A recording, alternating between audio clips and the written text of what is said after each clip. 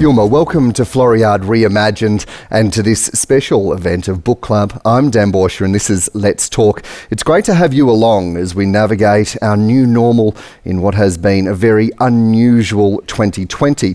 And here we have a very small group gathered following all the sorts of physical distancing rules, but maintaining our social connectedness with hand sanitizer and all you can imagine, because it is important that while we grapple with these conditions, we're also maintaining that connection, those things that make it so important to be with each other, to understand what's happening around us. And there is plenty of information about how you can continue these conversations on the Floriade Australia website. I would encourage you to have a look, see if there are other events or other activities that you want to be involved in. And because we are doing this in such a different environment, we're all having to adapt to this. So I'm very grateful for the audience who is here and for you joining us wherever that may be. I want to pay special tribute to the traditional custodians, the Ngunnawal people, who have maintained and nurtured the culture, the land, the sustainability for many, many tens of thousands of years that are leading to many of the topics that we're talking about and that we're re-engaging with right now in 2020. And I pay my respects to the custodians, past and present, and those who are following in their footsteps as well. Events like this don't happen by themselves, and I'm very grateful for the support that we've had from the ACT government, the National Capital Authority, also from our partners right here in this event space, Canberra Centre and National Circuit as well. So thank you all for your ongoing sponsorship and your partnership. Today, we're very lucky. We've got some of Canberra's most fascinating personalities all sitting here to have some pretty big conversations. Former political journalist, social media savant, author Lauren Dubois, welcome. Thank you, Dan. Thank you very much. Good to have you along. Sustainability warrior and ABC Breakfast host Lish Fejer. Hello, hello. Hello, Dan. Welcome to the panel. Leader in sustainability, sustainability entrepreneur who's delving into many of the big discussions about how we turn carbon into other products. Sophia Hamblin Wang, hello to you. Hello. Great to have you here. And also leader in sustainability who's become one of the leading points of discussion about how we navigate what is sustainability and how do we achieve it. Dr Kate Ringvall, thanks for joining us. Thanks, Dan. We're also going to be looking at some of, our panellists' favourite books, those that have rung a chord, and the question of why. So without any further ado, I want to get started with Lauren, a former political journalist who I know very well from our time up on the Hill, yes, which probably has put you in pretty good stead for your career since, or the vocation of being a mum, telling those stories on social media. You picked a book today called The Faraway Tree. This is by Enid Blyton. Jo, Bessie and Fanny come to live on the edge of the enchanted woods where the trees, quote, a darker green than usual, whisper their secrets. Why this book? I love that you named the children, because in the original version that I had when I was a child, they were Dick and Fanny, were the children in the book. But they have changed them ever since to Jo, Bessie and Fanny. When do I? No, Jo, Beth and Franny now. Enid, I have recently rediscovered these books with my children. I have a 7-year-old, a 4-year-old and a 1-year-old. And The Enchanted Wood and The Magic Faraway Tree were two of my absolute favourite books as a child. And I was so excited to reread them. And I read them to my son when he was about 4, and he was absolutely wrapped with them. Recently tried to read them with my 4-year-old daughter, and she told me they were boring. Because I think it's because there's not a lot of pictures and it was taking too long to get to the point. But have recently realised that Enid Blyton, I'm not going to say she was sexist, I'm just going to say she wrote these books in a different time where the traditional roles of boys and girls was very different. So I had to skim over a couple of those things like, no, the girls didn't have to stay home and clean. They just were helping mummy just like the boys do as well. And but in terms of what I love the most about these books and their connection with Floriade is, even as a little girl, I loved the idea that gardens and woods and that nature was where magic lived, and that if you ventured, beyond the concrete, and into, the darkness of the woods where the sun doesn't quite hit the ground, that's where there might be fairies and elves and sprites and trees where magical creatures lived, and, there were magical lands on the top of those trees. And I think that's just, as a child, being able to escape and discover those little bits of whimsy in the garden, I think is a really special gift to give to kids. No, I love that, and I want to come back to that later on when we're having the broader discussion about social media and how that might be changing what it means to be a child and how we see the world around us. Kate, you've picked The Woolen Way by David Pollock, described as a remarkable memoir detailing a heroic and unswerving commitment to renew the severely degraded land on Woolen, a massive pastoral property in Western Australia's southern rangelands. Why that one? There was two reasons. It's been on my list of, the books that I should read, and it's also one of those books that I wanted to read, mainly because I'm a West Australian. I am deeply homesick this year because, we're probably not going to go home for Christmas. And David talks about an area, it's sort of Murchison, a deep mid kind of WA and kind of deep east, and sort of in that real middle space where there's not a lot. And he talks about Shark Bay and spending summers, and I think they lived in or near Shark Bay for a while in his kind of early youth. And my fondest memories of growing up in WA was going up to Shark Bay. We lived in Perth. I was born and bred in Perth, but we would go up to Shark Bay, my uncles and my cousins, and we would camp and be pretty feral, camp on 3 Bay Island, which you can't access now. We would,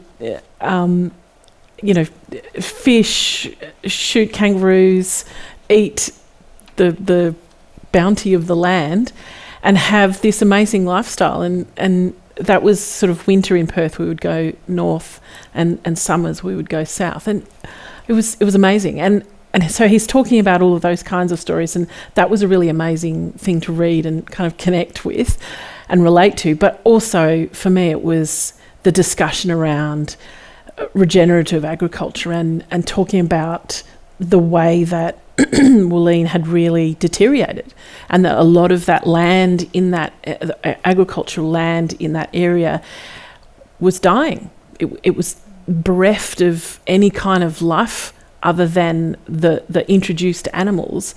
And he's really taken the journey of how do we repair that, and really gone back to the knowledge of First Nations people in that area, plus a much more scientific approach to is this actually a weed, or is it something that can be feed for cattle? Does it help the soil to keep regenerating the soil, and does it make sure that it doesn't blow away? And that's kind of the other issue that was big in that area, the kind of the degradation that's happening in the soil across all of our agricultural areas is terrible. And he's really, the story I think for me was really poignant because it really takes in that whole encompassing journey that they went through to get from where clearly things are not well to now thriving, and how they did that, and also the barriers that they came up against. Government policy is not helping at the moment. And so it was inspiring, it was sad, it was a bit disappointing, but it was also a bit poignant because I got to hear these stories about home, and it was I love it. And I am still going. Yeah, it's one of those books I think that I will keep referring to. And we will touch on that debate around regeneration and how's the best way to make that happen. Because, of course, at the starting point, it's really difficult to change directions. And no one likes change. No. And that's probably a really good point. I think some of the issues that David has really highlighted is that we're currently approaching the agricultural kind of sector with ideas that aren't really about the health and well-being of the soil. its production and its outcome, and that's very it's reductionist, and it's not helping the soil. And if we want our agricultural industry to thrive, and I think we probably all do, you probably need it to, but absolutely, especially right now, we need to look at it differently. We can't keep doing the same things. Yeah. We'll definitely come back to that. I think that's going to be one of the themes that we talk about as part of the sustainability piece. Lish, spice notes is what you've picked. Ian Hempel, 2000. When one grows up on a herb farm and then proceeds to spend the next 30 years working in the herb and spice industry, it's easy to assume that everyone else feels as comfortable with using herbs and spices as you do, but that's not the case, is it? Why this one? I know it feels like a bit of a textbook, and it is. It's a textbook. But it appeals to me from a factual perspective. I love, but also when you look inside your spice cupboard and you think of Australians and that spice, you might have vanilla essence or imitation vanilla. You might have some Gloves Italian herbs. And through history, the cupboards have changed. Our Australian spice cupboards have changed. But then to open this up, I got given it when I was a young woman, and I just remember opening it up and thinking, there is a world inside my cupboard, and a history and a culture and a cuisines and everything wrapped up into that little Master Foods spice jar. I think of, and I have got the bookmarks down, you'll be pleased to know, of a vanilla pod. So it's almost scratch and sniff. See? Beautiful. And you think, vanilla to me is so not vanilla. Often vanilla is used as that expression if something's rather beige or plain, but vanilla is far from anything but plain. Just have a sniff of that. Yeah. But it's, in terms of nothing boring about that. Nothing boring. Yeah, pass it along. I mean, I've got so much vanilla. But the vanilla to me is the epitome of something that's so not beige. And certainly in Floriade, I'm just drawn to looking at flowers and how they are not for us. The flowers we think are for us because we find beauty in them, but the flowers are not for us. They are for the pollinator. And the thing with vanilla, it's got a very interesting situation happening with its pollinator. Found in Mexico, as I've discovered in all of this initially, found in Mexico, this little orchid bee goes and pollinates the one orchid flower. Now, the orchid flower only flowers for about 8 hours a year. And if you're not there, if that bee's not there pollinating that orchid flower, no vanilla bean. Wow. So, So it's very timely. Now, the trick is that the vanilla orchid only offers pollen, doesn't offer nectar to the little bee, this little tiny Mexican bee. And so it goes in there, lured in there, and it has to lift up a flap and sneak through. It's a little bit like the ninja of the pollinators and has to just get in there and then it all happens. But it gets there, no nectar, drawn by the smell and the lure of that flower, and then leaves. Heartbreak. It's heartbreak. Yep. No reward for all that work. I know. But then it goes on and finds another one. Here's the problem, though. When they first moved, as I discovered, when they first went they went vanilla, fabulous, we will have some of that. The Spanish took it back. Cortez took it back to Europe and went, let's grow them. Tried for centuries. Could not grow vanilla. The thing missing was the little bee. Mm. And so symbiotic are the two that without the little bee, the vanilla wouldn't fertilise or pollinate. So now they go around with a toothpick, a lot less romantic, but highly labour intensive. So the vanilla, just so not vanilla, that it's the most labour intensive, I think the second most labour intensive crop. So that's why it's so expensive. Yeah. And saffron's the most labour intensive, but vanilla, second most labour intensive. That's why it should be so expensive. That's why it has travelled the world. And so everything about vanilla is fabulous, and that's just one story in this textbook. Oh my goodness. Honestly, I sit down with a cup of tea. Like even yesterday, I went and bought some seeds. Normally you find beans and peas and all the other seeds. Bergamot was in the shop. Yes, bergamot. I went, bergamot? I'm thinking Earl Grey. So that's why I bought it, to make my own Earl Grey tea. Who doesn't? Get back here. You've got the sweetener. Turn to bergamot. It's not Earl Grey tea flavour. Earl Grey tea comes from bergamot. It's a bergamot orange. Oh, the Got cousin. it completely wrong. The cousin. The second cousin. Anyway, I wouldn't have known. I'm still going to grow my bergamot. If anyone wants a seedling when they come out, you can go on a giant experiment. So that's why I've chosen this book. It's fabulous. You can see I'm quite excited by it. Yeah. I love it. And that symbiotic relationship is so important. I think I might have heard on your show at the start of this year about a type of orchid that only gets pollinated by a mosquito. Yes. So something that annoys us, is the thing, the bridge to something that's so beautiful.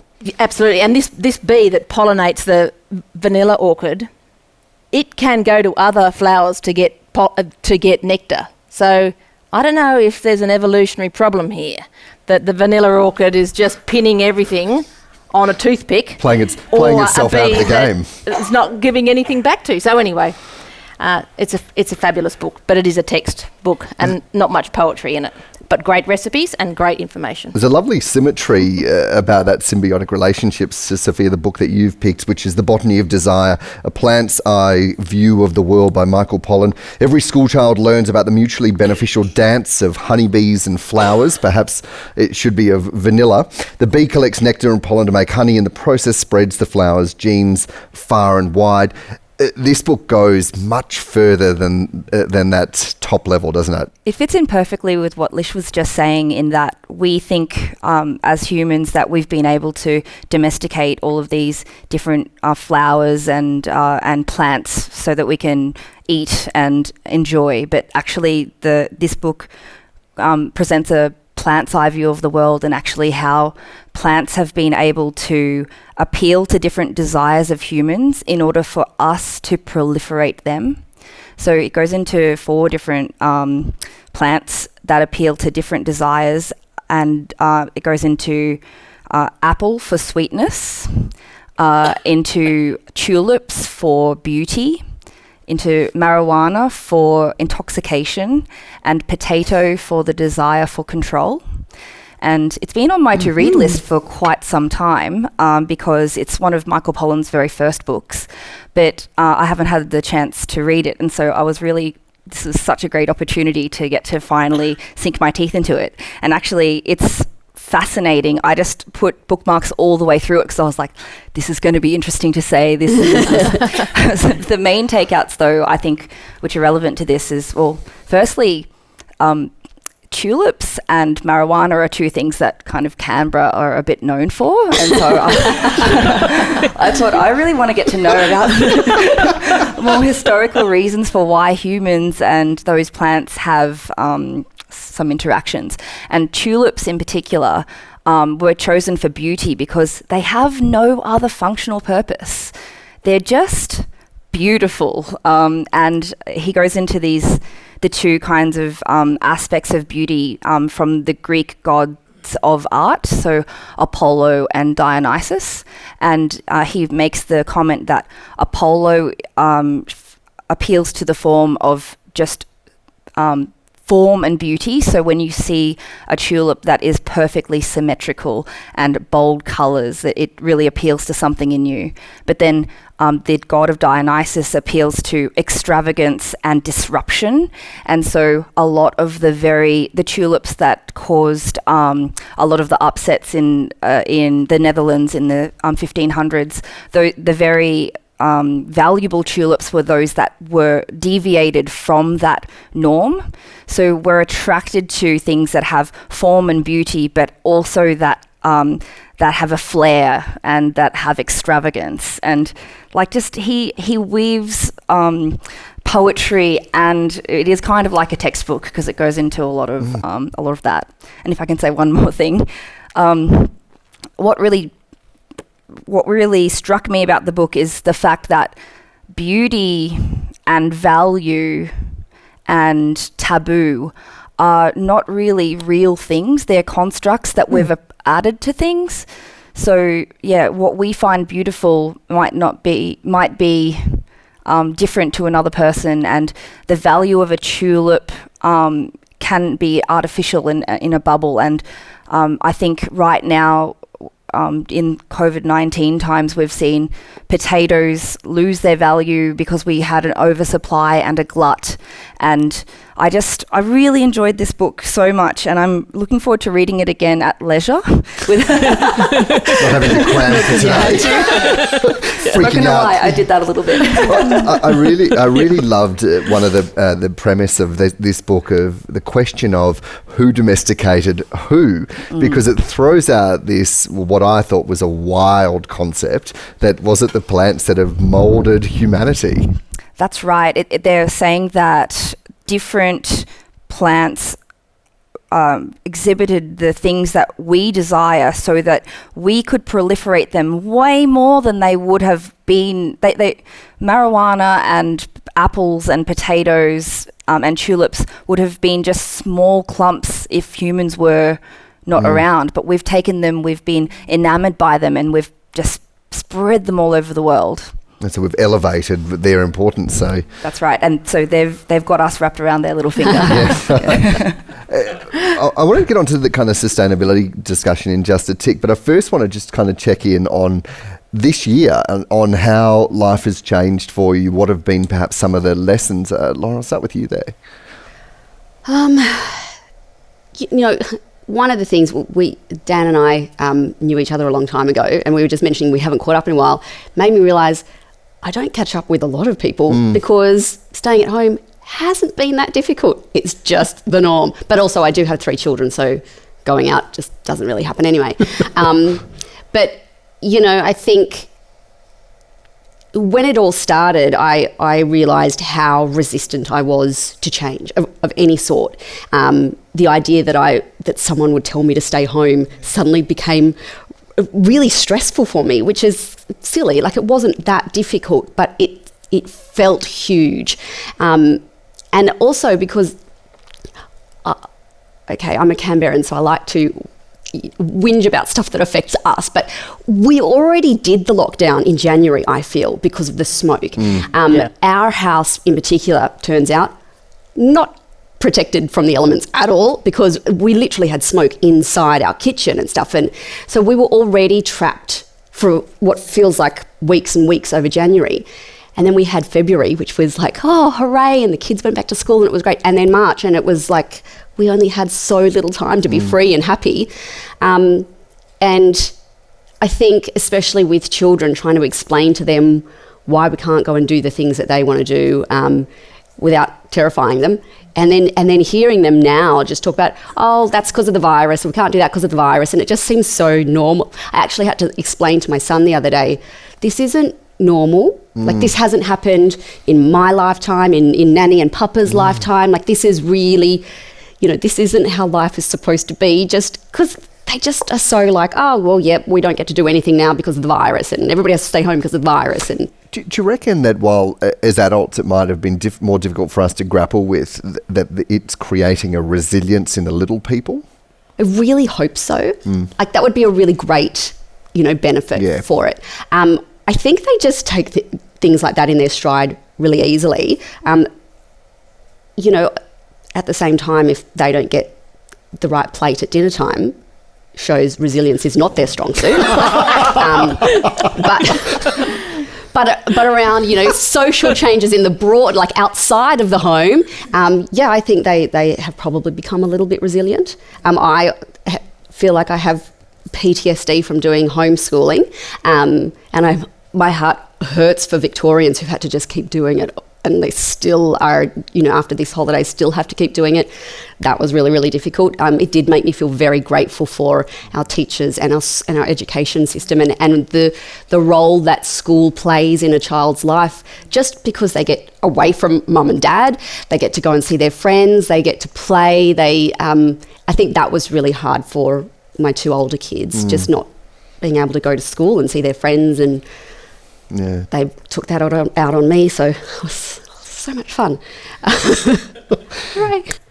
And those lessons have been difficult for everyone because we're all grappling with different things in different ways. But Lish, at the same time as doing that as an individual, you've been helping Canberra navigate through this. You're the one that we wake up with. Some of you might. It certainly has been an interesting job to both communicate the science of it, and my background is in science, and I'm absolutely adamant that this is a health problem. And then, first of all, I just wanted to make sure people understood the health implications of this, and then we came out of that the social implications and the economic implications, and it all folded into this giant monster that was just moving around. I think part of my role, and I discovered quite early on, wasn't necessarily all about COVID, and I think we had a fatigue pretty early on, COVID. And I remember when it first came out, and I said, we've got to do something on this. This is a big story. This is. I've spoken to people. They've said this is a worry. So and they went, no, it's not. I think it's just in China. And so then slowly we would do a few stories, and then I'd get a lot of texts saying, it's a beat up. And I went, oh, okay, it might be a beat up. But we've got aged well, those texts. Yeah, that's right. And listening back, it's really interesting. Then it all unfolded. It's been a hard one to navigate because you don't want to do the overkill of the topic. You still have to be there for company. And I got a really lovely text early on just saying, Lish, it's just waking up to you at 5:30. It's been a bit of a salve for me. I think we could all get pretty depressed around this, but you just got to keep the energy up and still realise that life is going on and there are little joys to be had. And I certainly found that I'm an introvert. I am. That's true. I'm a noisy introvert. Whatever. but I get a lot of my energy. I get a lot of my energy from my garden and home and staying, and I can't say no enough. I find myself saying yes, but inside I want to say no. That's how you said yes to this panel. Actually, I love it here. I wonder, have you felt a bit of weight as you are helping that person to navigate the morning, getting the balance right of how much we talk about COVID-19, but how much we talk about all the other things? Yeah, and I don't think we have quite got the balance of the human cost of this. And it came to me early on when I was looking up at the sky and thinking, God, we haven't seen a contrail, an aeroplane, a chemtrail across. That's incredible. I've noticed more birds, but I haven't noticed any of those. I thought, gee, what a breather for the planet. What a breather. But then I was with two friends. One was working in the arts and ran festivals around Australia, and the other one was in Indonesia, and he married a lovely Indonesian woman, and they ran an ecotourism resort. And both of them had been severely affected by it. And they said, our whole business is up in the air. Like I can't go home to visit my family. It was everything that came. I went, this is going to be a huge social problem, and how I then get people to navigate the social issues that will come out of this. I don't think we've even seen the start of those. No. But that's when I went, oh, this is bigger than that little virus that's in us. It's going to be really big. But wait and see. Wait and see how I keep bringing those different angles. Yeah. You mentioned that a breather for the planet. I caught you out of the corner of my eye nodding furiously. I mean, that is where you are squarely centred in the planet breathing. That's right. I think we're talking about not giving people a breather from COVID-19 or not bashing people over the head with it all the time.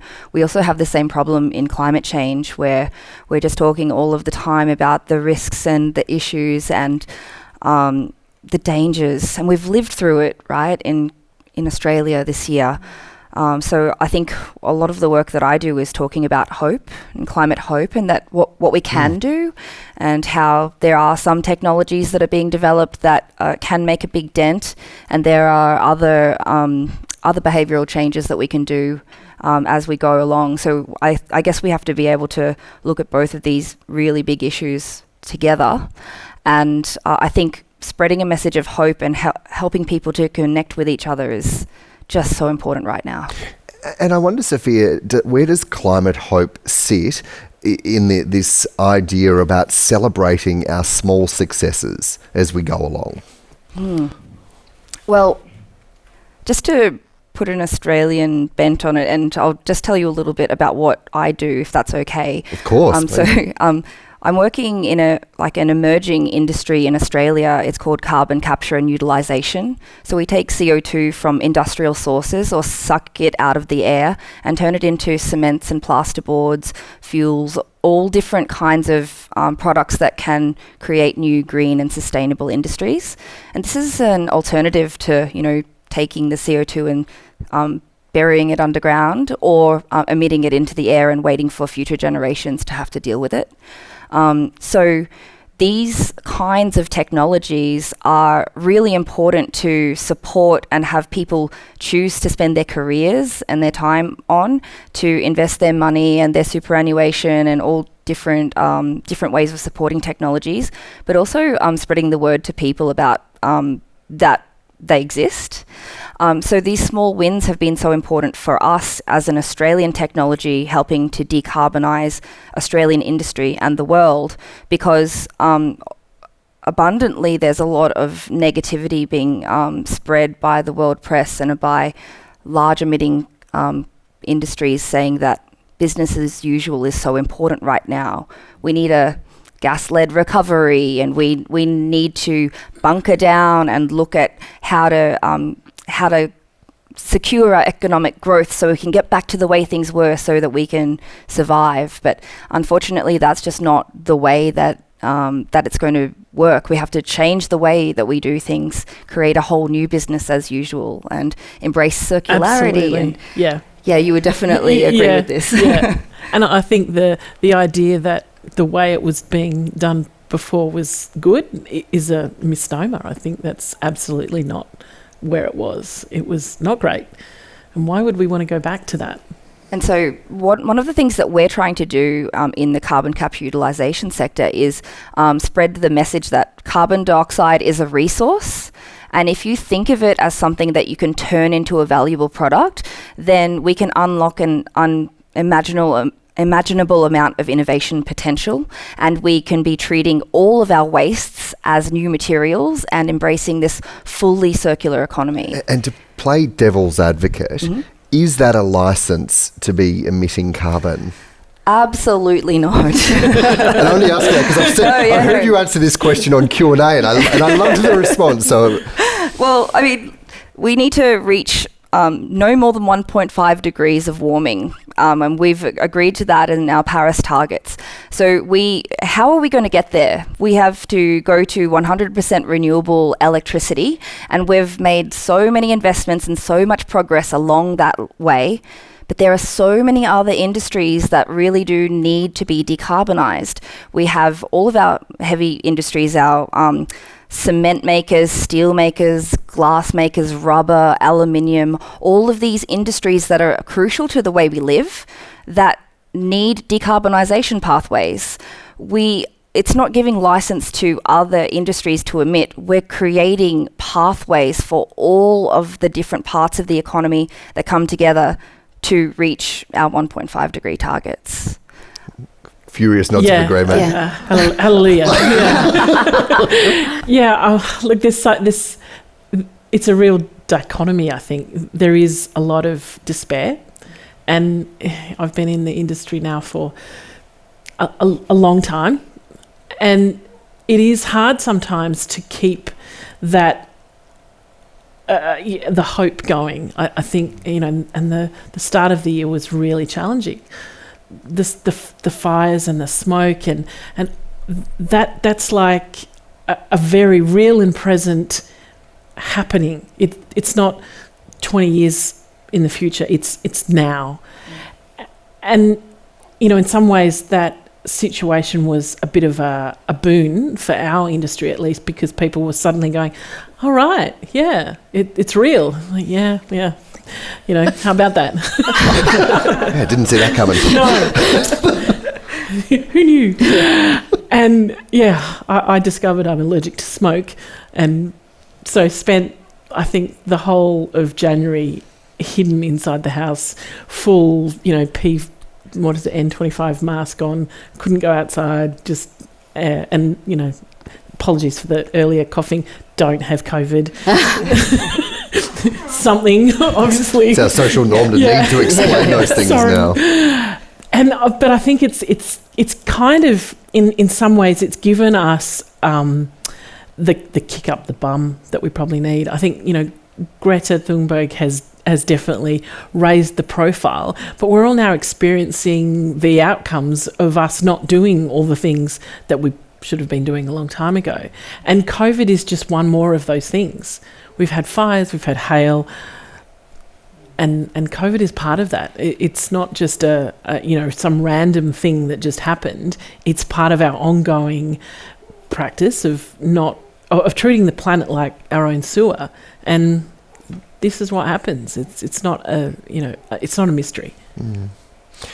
Lish, this is a topic you've been talking about for decades. You've been in TV shows. I think it was called Carbon Cops. Yep, quite a big thing. No, I was quite a big thing.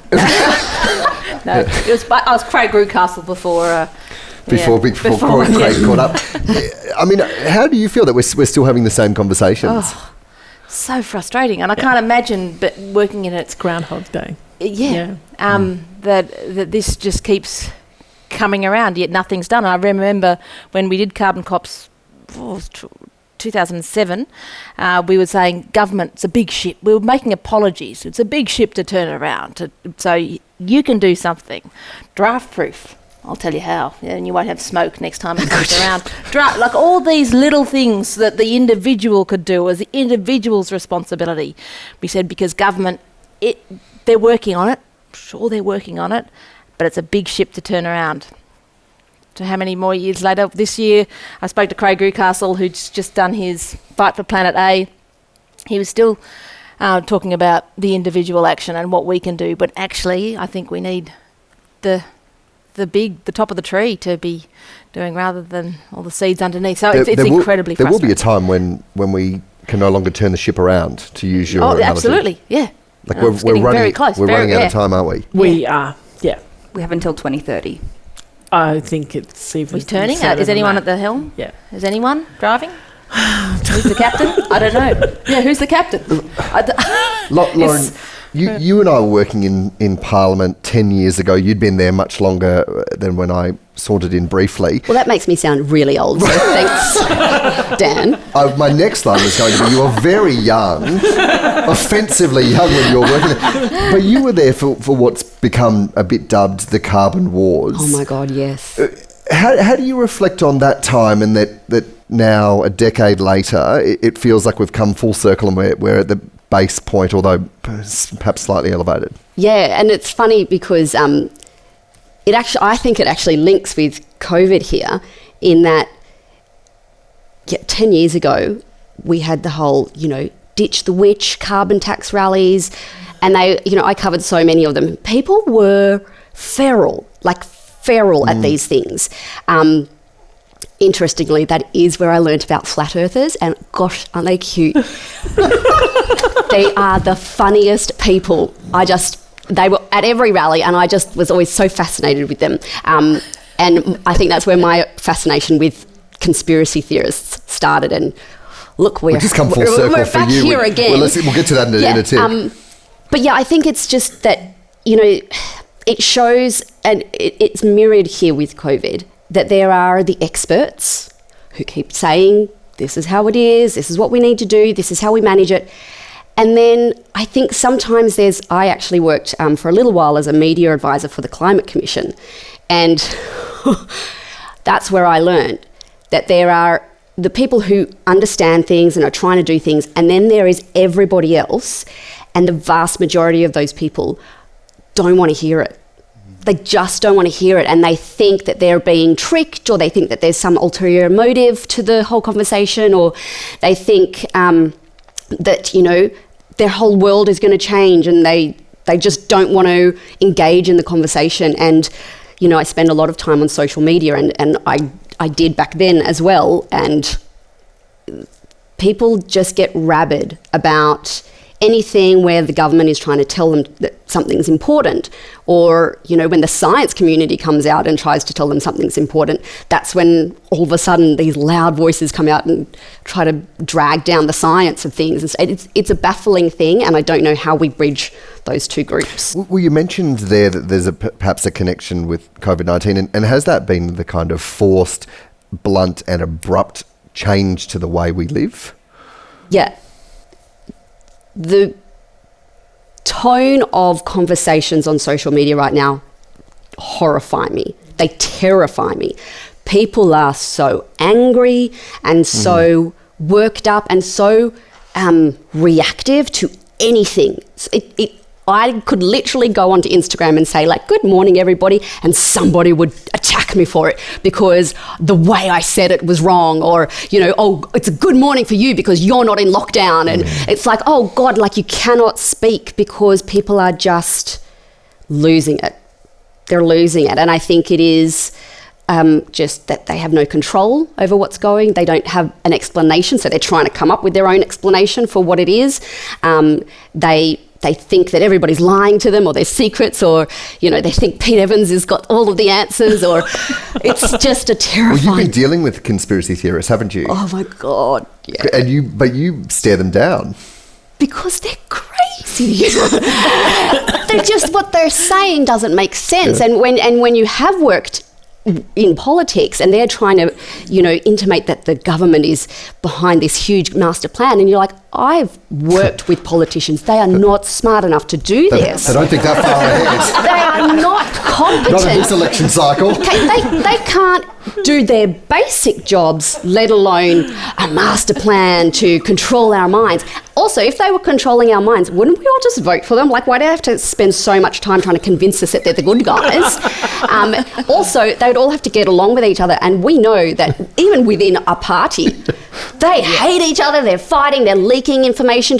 Like, every time someone farts, they will leak it to the media. And they seem to think that the government is all working together. Labor and Liberal, the coalition, the Nationals, they're all working together and keeping the secret. And they're like, in it together.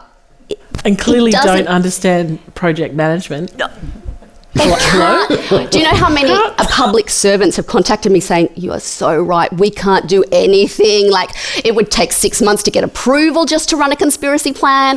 Like, that's right. We'd have a strategy session. Yeah. What's the best conspiracy plan to develop? We'd still be in meetings about the best way to do this and how do we manage the social, you know, the optics of the whole thing. And finance would want to be in on it because who's going to pay for it? Yeah, someone was like, we don't have money for pens, let alone, you know, how, like, trafficking children in tunnels under Melbourne. Like, this is, it's wild that it makes me feel like saying, just watch the news a little bit, watch what our politicians are doing, and if you think they're capable of doing this, you need to watch a little bit longer. That's right.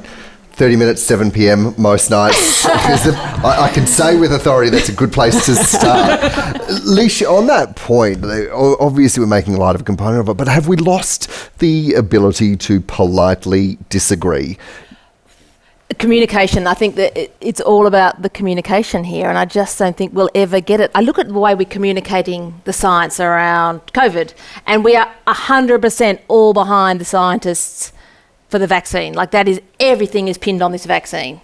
And if you look at the history of vaccines, it's a pretty fraught business, getting a vaccine. I'm even scared to say the word vaccine because of the lashback I would get. That's right, that's right. So while I say everybody's got this thing on the vaccine, you know, there's a lot of people who haven't got the thing on the vaccine. We have so much faith in the science community to bring this together. Then we have, with the climate discussion, so much distrust of the science community to give us that same information. So for a start, that the communication of what we choose to believe. I think also just the niceties. I don't know. I try to stay off social media, because to navigate it is to. Yeah, you've got to be a part of it, and you open yourself up to. And I certainly am a part of it. Hopefully, on because radio feels a bit one way. Sometimes I'm in there and I haven't seen another human being apart from my producer all day, and you're talking out. You're constantly putting out, but it's very hard to know what people are coming back. And so, but generally, I think we are getting nastier. I think the communication, just how we communicate with each other, is of absolute importance. And I think, too, I don't know why the anger has come. There's obviously some deep psychological thing going on. It's been a very noticeable shift. So I get hundreds of messages from people every single day. And last year, you'd occasionally get somebody who was really rude and be like, okay, calm down. But now it's sort of every second or third message. Really? Just people being really blunt and sort of just completely forgetting their manners. How do you deal with that? Because it's no one likes to see terrible things said about them, to them. Yeah, it's not fun. Yeah. I'm obviously getting a lot better at it, but sometimes I just don't read the messages because I don't want to. And if we're having that inability to be able to politely disagree, what does that mean for having the big conversation about where we're going? I've been practicing quite a lot talking to people who don't agree with me. I think a good thing to practice. We all have these bubbles that in our friendship groups and our extended family where we just have this feedback loop of the things that we say and think. So I'm from far north Queensland. There's a lot of people where I come from who don't necessarily agree with some of the technologies that I work on, right? But I love and respect those people. And so I quite often will go back and talk and understand why people don't. I think often it's not trusting the science and not listening, and I practice it all of the time, and quite often you're never going to convince somebody of something, but you might convince them to come one step in your direction, and that's also a win. Yeah, absolutely. I believe. Yeah. You have to go one step in their direction as well. Sometimes I'm open Just take smaller steps then. I'm open to examining my own biases. I think that we're all constantly evolving works of art, and we sometimes we can be stuck in some feedback loops. And I'm definitely not hard and fast on any one thing. But I think at the end of the day, with the climate change movement and the fact that people are listening to scientists when it comes to COVID and not so much when it comes to climate change, we have these crazy incentives built into our system that mean that people are incentivized to keep doing things the way that they were done, even though lots of technologies emit lots of CO2 into the atmosphere. It's still cheaper to do so, and around 10% of the world's GDP is spent on fossil fuel subsidies. Now, while the world's governments know that we have 10 years before we reach a tipping point, we're still incentivizing fossil fuel industries to be the primary source of fuel. It's just crazy. And so a lot of those vested interests are feeding misinformation back into our system. And people, and they're smart and they're really good at it. And so people are sitting there on social media, flicking through and getting misinformation, and it's really scary and sad. Yeah. And I guess, having been in this area for a while, the social media element is kind of new. I'm still grappling with all of that. In the early days when I would go into an organisation, mostly local government at that point, and there were people who just said, this is ridiculous, why are we doing this? And so you would have this conversation around, well, we can't keep using the world's resources at the rate that we have done. We can't. That's economics. Yes, it's science too, but it's actual just fact. If you were running your own household like that, you would be in serious debt. How can we not? We can't keep doing that for the services that the planet gives to us. It's ridiculous. That's physics. Why would we continue that? We can't keep emitting, we can't keep treating the planet like our own sewer and kind of expect that will continue to be okay. It just won't. So do people often ask you, well, what can I do as one person? Yeah, constantly. Excuse me. And I guess for me, my answer is always start where you are. For me, it's I choose the things that I put on my body as much as possible, the recycled plastic glasses made in Australia, Dresden glasses.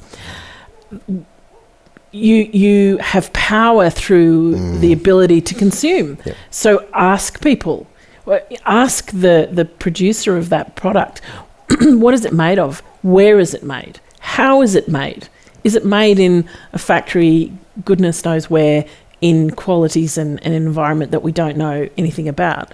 Then probably not. But do you think there's a stumbling block there where, first of all, the effects of climate change are in the future, so it's very intangible. So unlike COVID, which is here right now and it's affecting people right now, so people are like, oh, that's a tomorrow problem, not a today problem. And things like purchases, that requires an effort to research and go, and people just don't have the time or inclination to put that effort in. And it's like every single little thing you could do differently, or you could just keep doing it the same way and absolutely, and hope that someone else does it. Yeah. And the world is now much more complicated, and certainly there are apps now. You can check on a product. Good on you is but one. Even that requires someone to do that, to actually look when they're going to buy something, rather than just go, that's the one I want, so I'm just going to get it. And to that point, I think at some point we also need to be able to say, I want to be able to trust this product is made in the way that I would expect and want. It's made with low chemicals. It's made however it is, in a way that is not harming people and planet. Does it need something like the heart tick or something, I mean, possibly. And I guess that kind of gets across that inability or, our own laziness to go and research that stuff. If only we had some way to embed into the cost of our products. Gee, what would that be? I just can't imagine. It feels like a great privilege, though, I think, to be able to do that. Like, I know, you look around and you think, we can probably, majority of us here, maybe afford to do research and find the most ethical. But for a lot of folk, I think they just the effort taken, but also the cost involved. And it's an awareness thing first, isn't it? And having an understanding of what the difference is. But it does come from a position of privilege to go, well, you could buy this thing, which is, eco-friendly, or you could buy this thing that's, 75% cheaper. And for some people, there's no choice for them. They have to go for the cheaper item. They don't have the money to pay the extra. That's where government incentives absolutely come in. They need to make it more expensive to buy heavily polluting and bad for... Isn't that price on carbon, maybe? That is one option. Back to where we started from. I feel like I could chat away all day with you, but I realise that we've just gone disastrously over time, and I want to get some time for some questions as well. So if you've got a question, I want you to throw your hand up, please. And when the microphone comes to you, please stand up and say your name as well. Oh, we've suddenly now got a shy crowd. No one? No questions? This incredible... Just over here, please. Hi, my name's Julie Hare, and thank you to the panel for such an interesting discussion.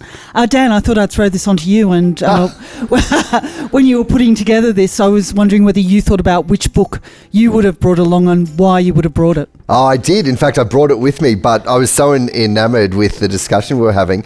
It was how the koala lost his tail, about friendship and how a koala made the kangaroo do all the digging to get to the water and then consumed it all and then had his tail ripped off for his troubles. So a salutary tale about friendship and working together, I think, and perhaps as it comes back to here, not drinking all the water when someone else has done all the digging.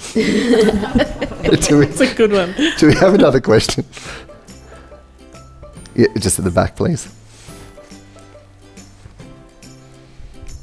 So I believe that at this time we haven't achieved nothing at all in sustainability, that there's been an awareness of the issue and people wanting to do something for many years, and CSIRO has been publishing books years ago. So I just wanted to ask the panel for a perspective on how much you think we have achieved in the last 15 to 20 years. Good question. I can probably start on that. I think despite the rhetoric and despite the conversation that was a little bit on the disappointing side, I suppose, we have come a long way.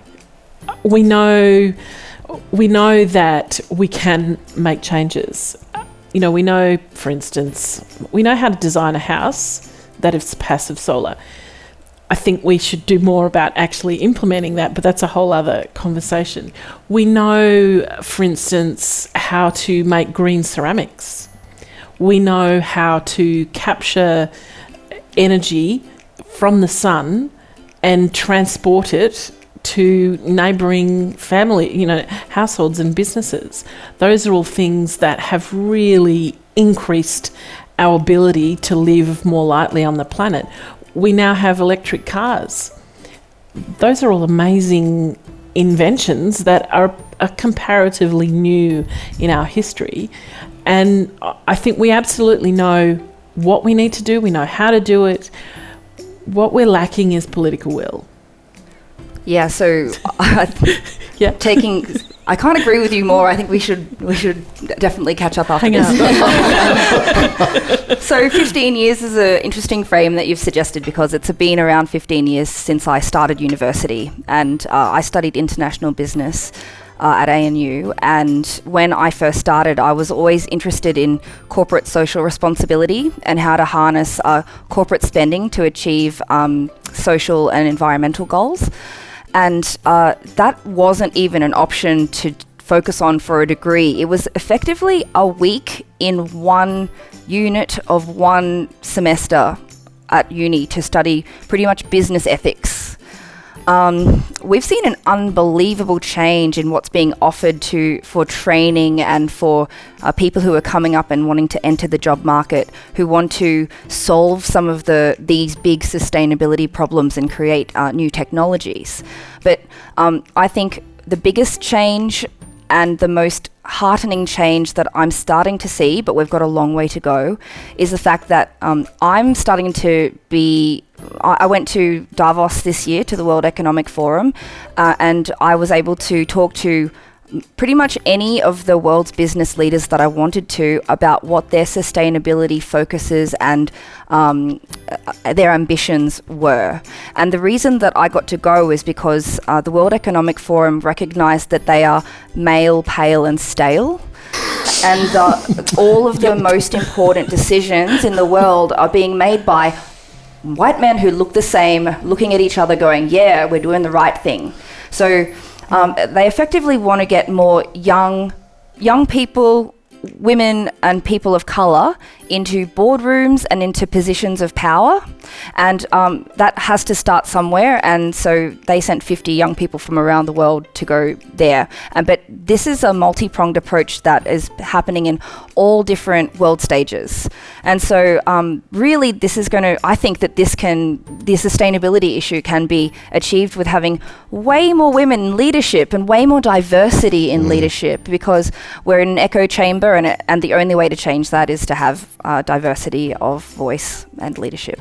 I look forward to when you become the independent member of the House, the Senate, who has the balance of power and has able to make decisions on values and hold the political parties to account. I just want to, if you want to weigh into this question about the 15-year mark, what, if anything's been achieved? I think we're funkier. The people in the industry are funkier than they were. It hasn't got this hairy green image anymore, like the sort of the alfalfa sprout eating, sock wearing over Birkenstock shoe wear. That I think the fact that we've got this funky bunch here talking about it, and to me the smarts wrapped around it. So for solar, for example, when the incentives came in to put solar on your roof, it was about making money. Really, everyone who was going to do it for the right reasons had done it. Then we had to get on board to do it for the smart reasons, the money-making reasons. So for whatever reason we have to incentivise, I think that's been a big driver in just getting people on board. The fact that you've got Atlassian, billionaires just rolling in it, and yet driving it, you've got Elon Musk don't quite. He feels like a bit of a Bond villain to me, but he's certainly a driving force. We'll edit that out for defamatory purposes. I think our kids are so aware. They give me so much hope because our kids are so aware. They teach it in kindy, about, recycling and all about the planet. My kids know more about this stuff than I do. They come home and tell me, no, Mum, you have to do this and you have to do... And you're like, oh, cool, all right, thanks. So I think it's just becoming part of their conversation. And so kids as young as, 5 and 6, but... teenagers and stuff, they really care about it. And so maybe the pale, stale and, what was it? Male, pale and stale. Once they give it up, retire. And we can...